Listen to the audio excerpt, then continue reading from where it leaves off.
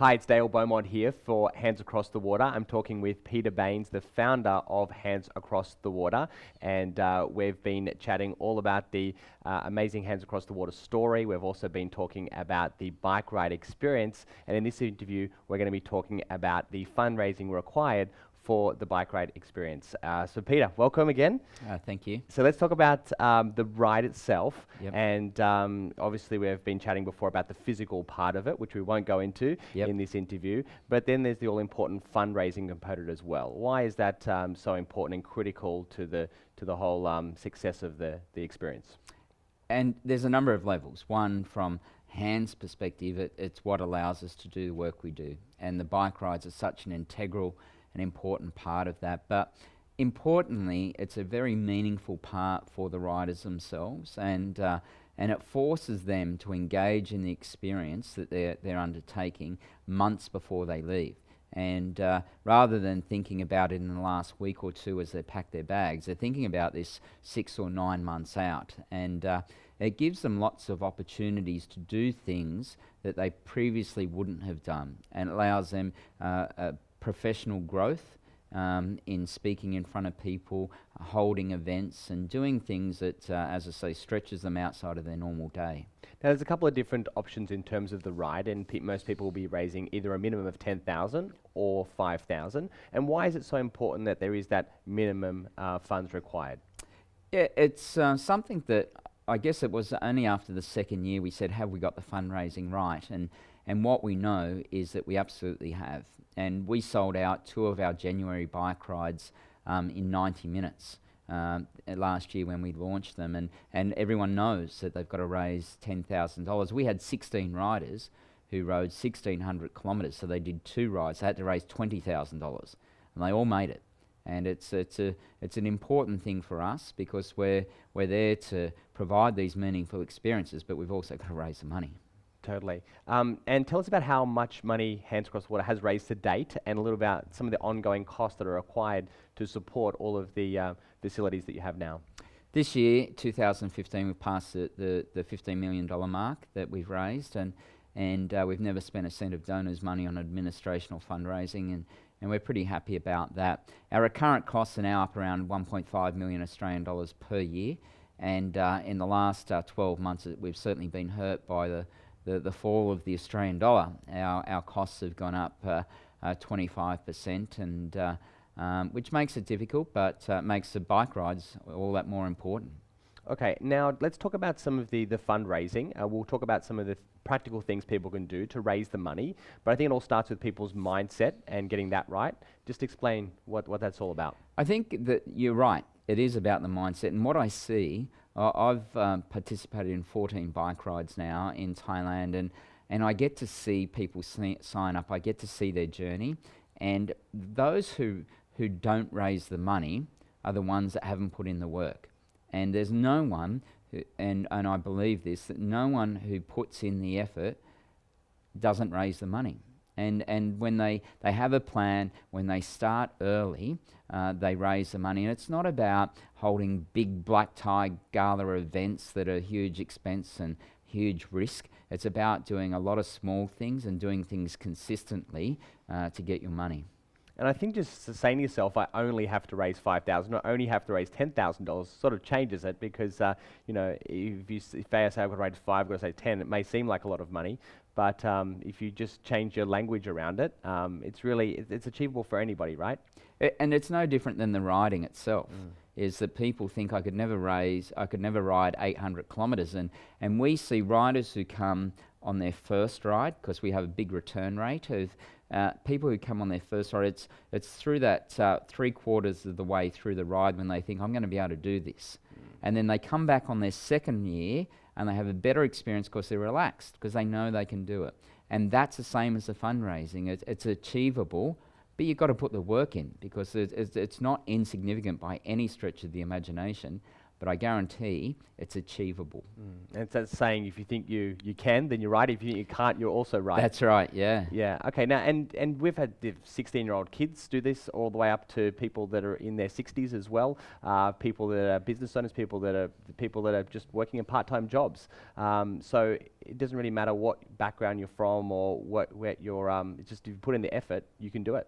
Yeah, I guess my tolerance for people who say they can't raise the money is not high. And a big part of that was my daughter, Kelsey, who's ridden with us since the first ride in 2009. And in her final year at school, she wanted to raise some money, and she took on her major work project was looking at sex trafficking.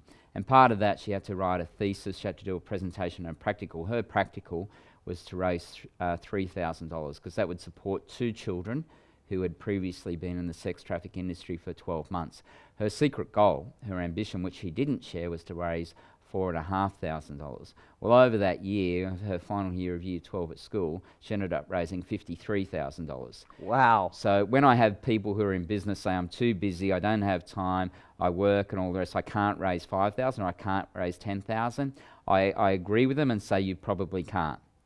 Yeah. Only because of their mindset. So if someone wants to raise the money, they'll raise the money. And tell us about some of the practical things that people do to raise the money. Yep. And I think that you've always told me, start early. Yes. And do lots of things, lots of little things that all kind of add up. Why are those 2 tips so important to begin with?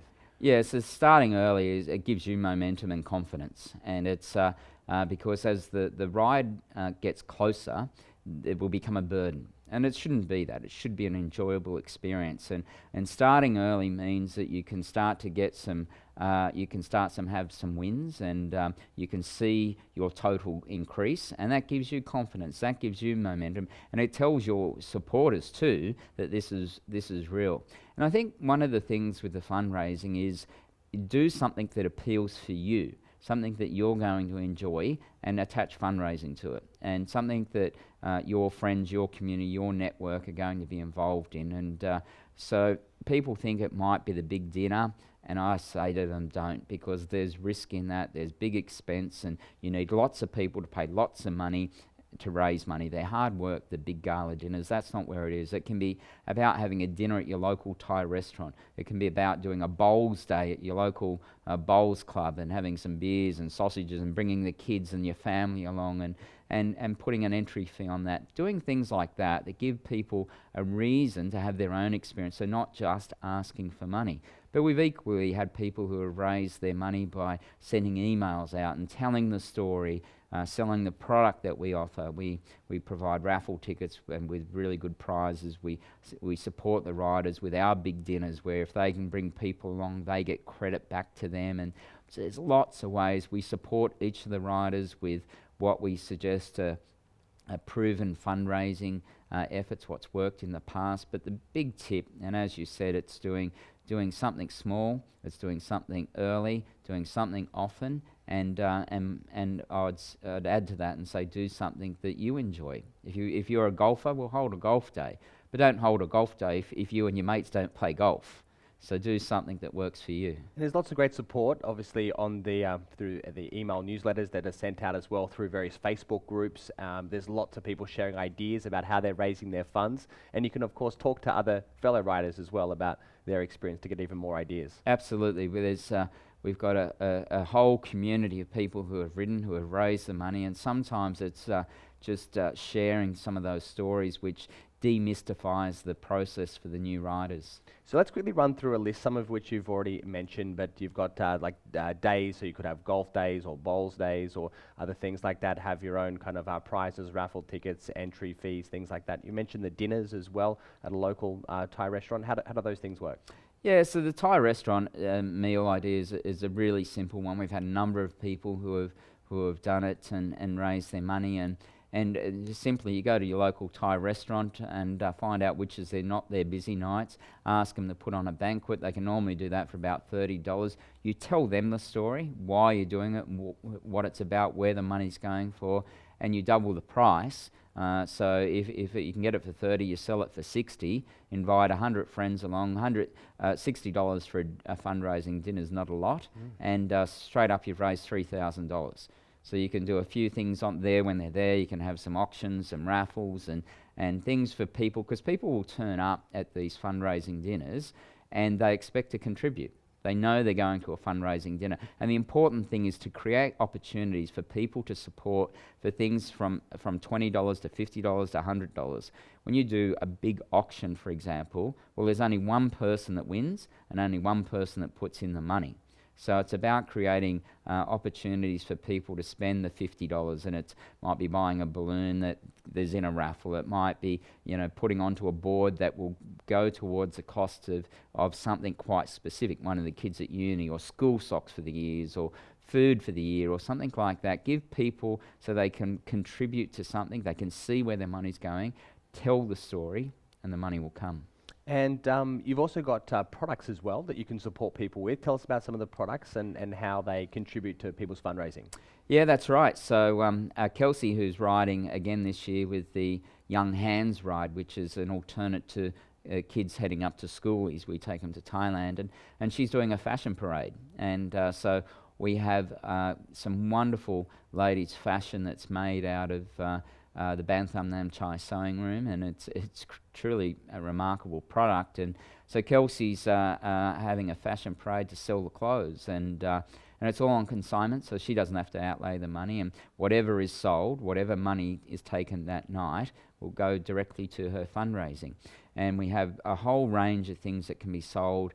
There's books as well. By the riders. Cookbooks. There's books, there's cookbooks, there's my books, and they get all the credit for everything that's sold there. There's hand cream, there's tea towels, there's a whole range of stuff, and it allows the riders just another means of raising their funds. So they could get these at obviously a substantial discount, or sometimes even on consignment as well, and then all the money that they make, they can put directly into their ride. That's right. We don't ask the riders to put up any money to start with. It will just depend upon whether we've had a cost in obtaining the product, and depends what it is. Normally there will be some cost, but if we've got to outlay that to an external party, or all the proceeds beyond that, if it's something we've made, well, 100% of that will go to the riders. But as I say, they don't have to put up the money, they just pay for it once they've sold it. And it's all really about getting out of your comfort zone. And one of the things that I know a lot of people have said to me is that if it hadn't been for this, I never would have asked someone for money, and I always felt uncomfortable, but it's forced me to do it. And it's been amazing at how willing people were to actually support. I didn't realize there's so many people, were going to get behind me. And a big part of they can do that is because they're not asking for support for themselves, they're asking on behalf of the children. And that legitimizes that ask. And the people who, as you rightly say, haven't asked before, they now feel it's okay to ask because they're asking on behalf of the children. They say, well, if I can do that, perhaps I can bring some of this learning when they're standing up and talking about it. They can bring that into their business. It gives them the confidence to improve their business and what they do in their life outside of this ride. Now, oftentimes a lot of donors will ask, where is the money going? What do you suggest that riders do in order to prepare for that question? And I know on the website there's lots of individual stories from children and different projects. What should people say? What's important is for people first to explain that, one, it's not going to cover their costs. So that if someone's making a donation, they know that this is towards their $5,000 or $10,000 fundraising. It's not covering their costs. To tell the donors that there's none of this money will go in administration or fundraising. And then it depends upon what the ride is doing and what project we've attached. Either it might be going into new buildings at one of the sites, or it might be going into recurrent funding. It might be a specific project. So it depends which ride people are doing as to where the funds will go. Okay, and if people want to find out more about fundraising ideas, any other suggestions? Yeah, so if they're thinking about that before they sign up, they can contact us and at Hands Across the Water, and we can support them and have a chat to them, or we can connect them with a past rider who can help support them. And normally that's one of the really great leverages, is they can hear from me or they can hear from you. They go, well, that's easy because the position you're in, but what about just what they call a normal rider or so forth? And so we'll speak to these normal riders and you'll hear, and again, it takes away the fear. But that might be before. Once they sign up, they have then access to a riders portal, which is an area on the website just for the riders, and we've got heaps of documents in there that they can use. They can read case studies, they read on prior experiences, all the tips of what people have done, in addition to all the other things of speaking to other riders as well. Now, just as we wrap up, we talk about the $5,000 and $10,000, but that's certainly not the goal. That's the the minimum requirement. That's right. Yeah. You mentioned your daughter raising over $50,000. Yeah. And someone as a school age person is amazing, but there are people that go way beyond, right? And they do it all the time. It's no real big deal. It's certainly don't stop there. Keep going. Yeah, absolutely. And I think one, for the return riders, we can have, that can be easy because you know the process, but it can also be a bigger challenge because you've got to go out and find new ways of, you've got to go to different wells. You can't go back to the same people. And one of our riders, Dan Murray, who's ridden with us since 2009 and had a year off here and there, but comes up with different ways, and many times he does both rides. So he's raising $20,000, and we have people who, as you correctly say, push well past the fundraising. And our biggest fundraiser to date has been a man by the name of Dave Marshall, who raised over $100,000 in his own name, in his own right, for the 2013 rider. And the 5,000 or 10,000, well, that gets you a seat, but we certainly we love those who push beyond the minimum. And we had one of our friends and clients raise over $25,000, Sarah Valentine as well. Yeah. And so you can talk to all of these people. They're all very approachable about their ideas. And but I think let's just summarize the most important things. Get your mindset right, start early, and do lots of little things because they all add up. Absolutely. I couldn't suggest 3 more important things to do. Okay, and in terms of, we've spoken about where the money actually goes, and if people want to find out more about other future projects, then of course head to the website and that's right, and I'm more than happy to have a personal conversation with any of the riders who have either questions about what the ride's going to be like, what the future is for Hands, and because we can't put everything onto a website, and so I'm more than happy for any of them to reach out and have a chat. And you mentioned the great work that Sarah did, and I think one of the things is that when they get to that level, Sarah could have stopped at 5, but she went on to 5 times that, and I would suggest that her experience was so much stronger and so much more enriched because of what she did, rather than just getting to that level. And I think a lot of the business blueprint riders, they're not just about getting to the minimum. Exactly. And the fundraising's the same. It's about, well, let's see what we can really achieve. Fantastic. We're going to wrap it up there. We've been talking to Peter Baines, founder of Hands Across the Water, and we've been talking about fundraising ideas to contribute towards your bike ride. This is going to be one of a number of interviews that we're going to be doing with various Hands Across the Water riders, so you've got no excuses in terms of raising those funds. There'll be lots of people sharing lots of ideas. All you've got to do is stop watching and start taking action. You've got to put it into action, and those little things all add up. And have fun with it, of course, along the way as well, because it's who you become in the process that makes the experience what it is. Thanks so much for watching. See you next time.